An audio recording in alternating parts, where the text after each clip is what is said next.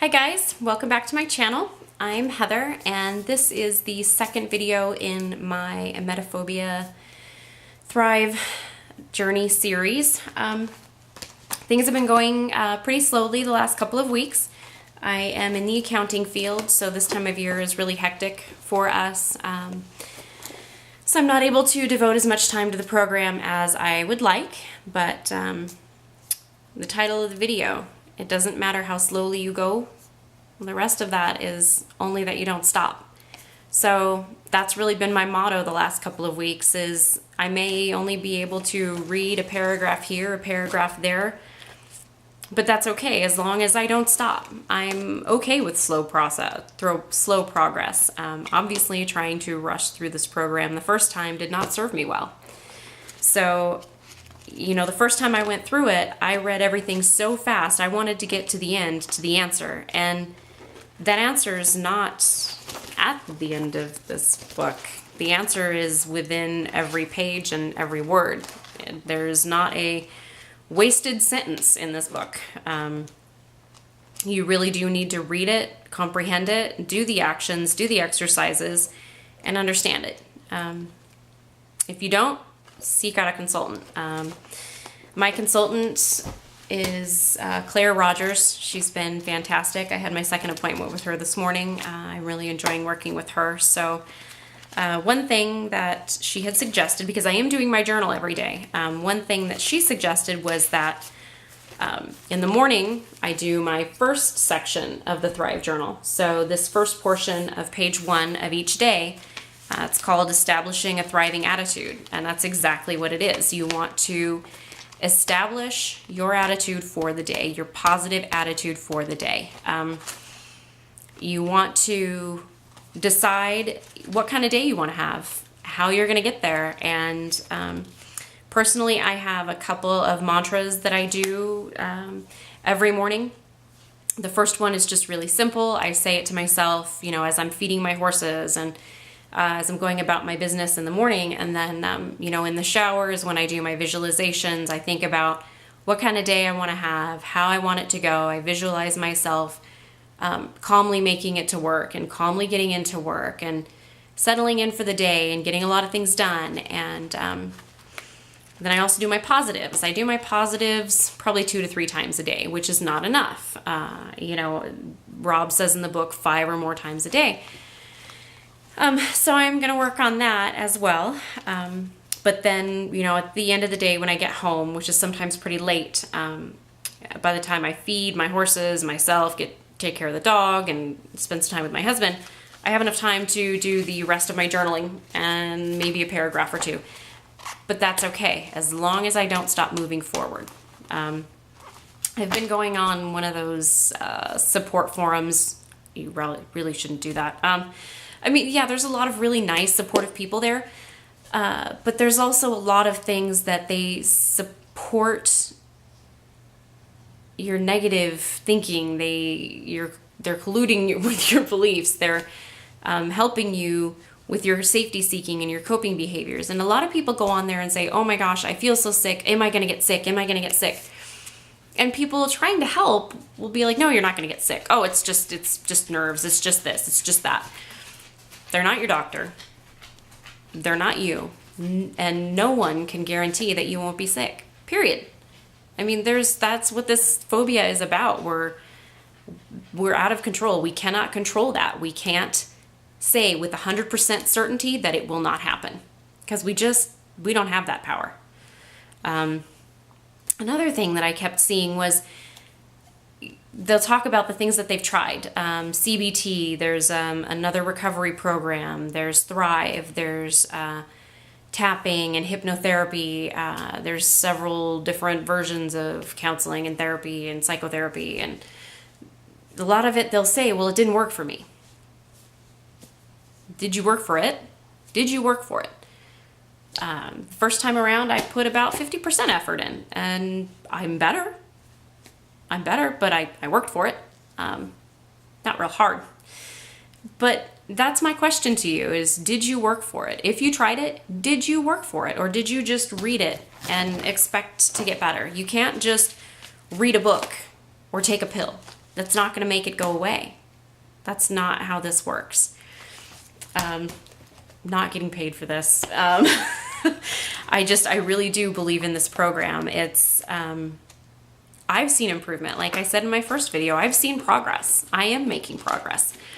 So the last couple of weeks I've been working on pushing myself and challenging myself, because you've got your three, your psychological foundation, your three pieces of that, your locus of control, your social anxiety, and your self-esteem.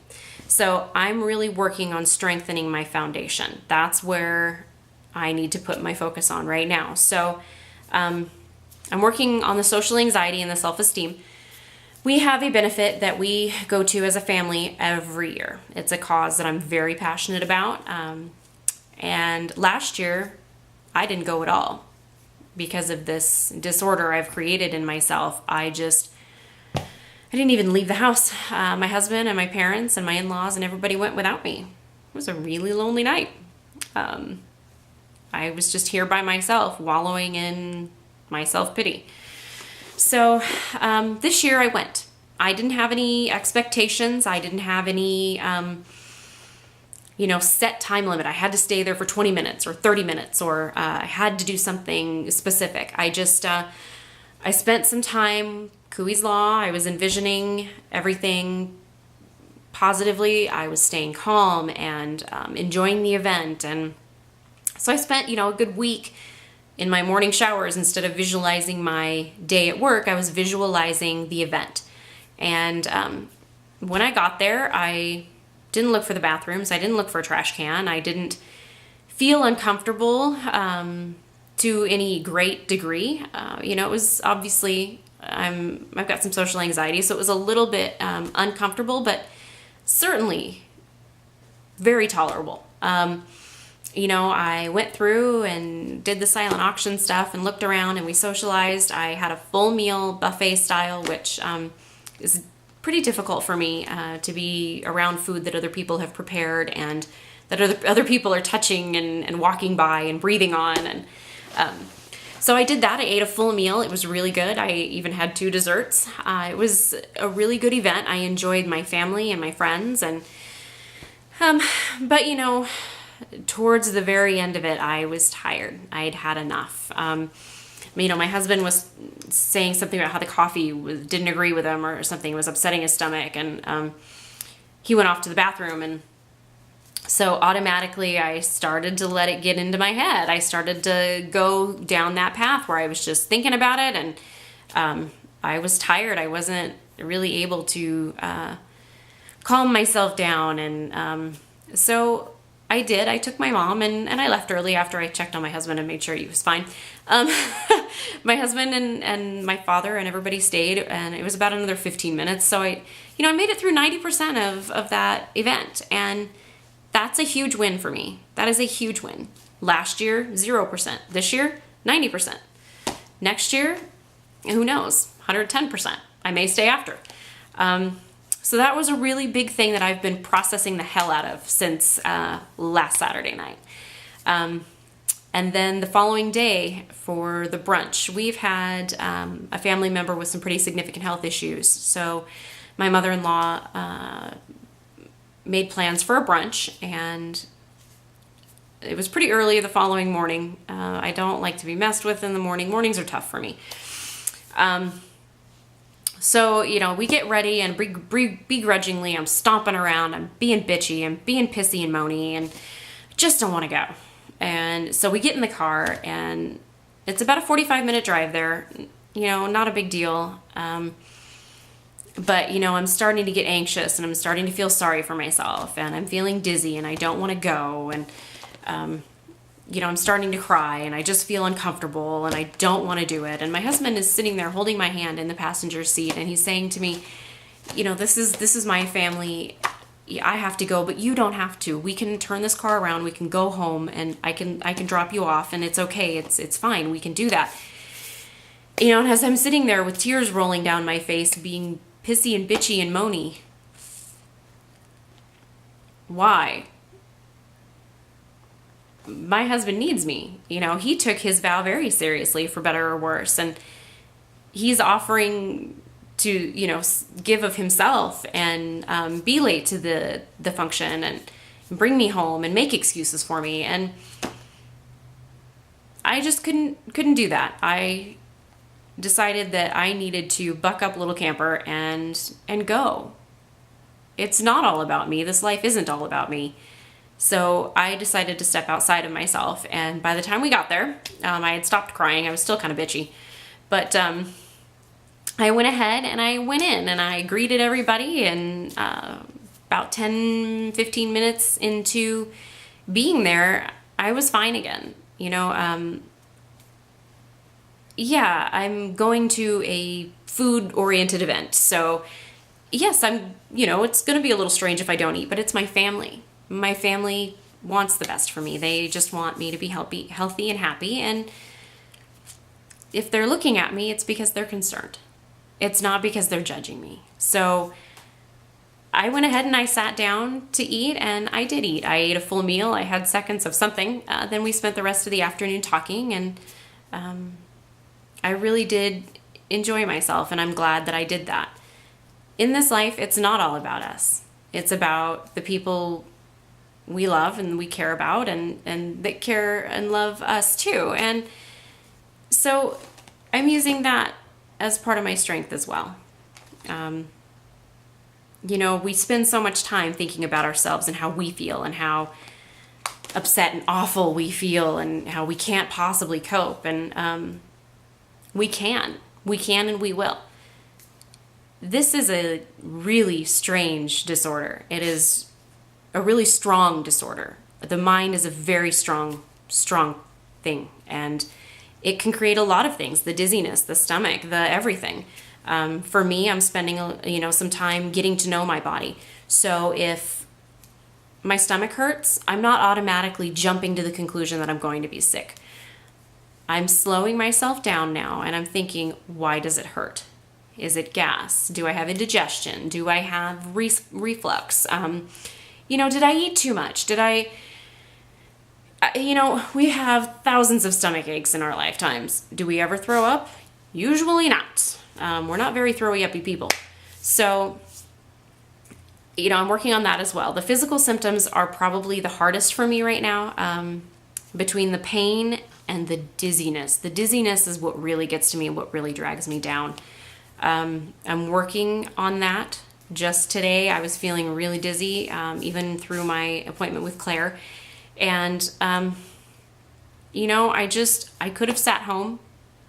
I could have just laid around all day, but I chose to get in the truck and take my horse down to the arena as I had planned.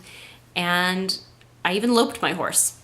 Some of you may not know what that means, but this time last year, that would not have been possible. I was a walk kind of a girl on top of my horse. I've been riding for 15 years, but I've lost my confidence. This disorder has affected me in so many ways. So, I pushed through and I had a really good time. I'm really glad I went.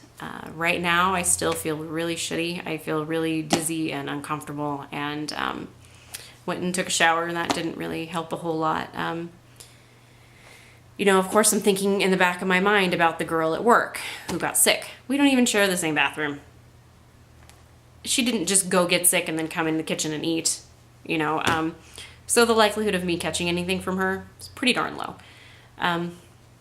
So obviously, even, beginning my second time through, there's still a lot to work on. There's still a lot of struggles and a lot of things that need to happen. But they will happen. But it's not going to work for you if you don't work for it. So I really, if you haven't picked up the book, I would really encourage you to do so. What have you got to lose? You could lose more months, years of your life to this disorder, or you can spend a little bit of money and pick up a book that could change your life. So, I intend to keep doing this. I also have a blog that I've started. Probably will be doing videos every couple of weeks, at least through tax season, just because things are so hectic and I don't have a lot of time right now. But again, I would encourage you to pick up this book. If you already have the book, try the journal. If you already have both, try a consultant. Just do something for yourself, for your family. You know, it's a really strange disorder, but we created it and we can stop it. So I really hope that this is helping people. It's helping me keep track and keep me moving and keep me motivated. So again, I hope it's helping some of you. And until next time, take care, everybody, and get thriving.